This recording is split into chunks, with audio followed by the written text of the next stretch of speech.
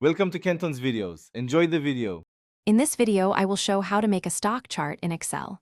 First, let's prepare your data.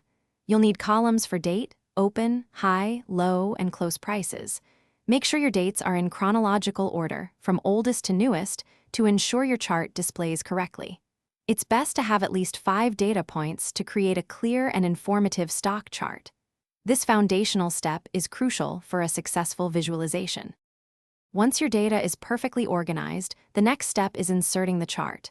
Simply select all your data, including the column headers, then navigate to the Insert tab in Excel's ribbon. In the Charts group, you'll find the Stock Chart option. Choose the Open High-Low Close chart type. It's ideal for displaying the daily price movements of a stock.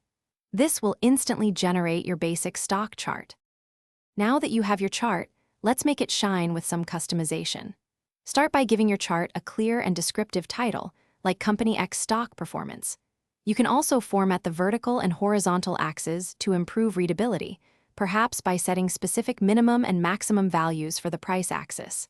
Consider adding data labels or even a trend line to highlight important patterns or specific data points.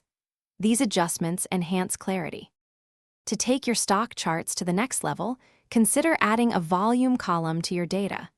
This provides a more comprehensive view of trading activity alongside price movements. Remember to update your data regularly to ensure your chart always reflects the most current information. Finally, don't hesitate to experiment with Excel's various chart styles and formatting options to find the visual presentation that best suits your analytical needs and personal preference. Happy charting! Thanks for watching. Consider subscribing if we helped you.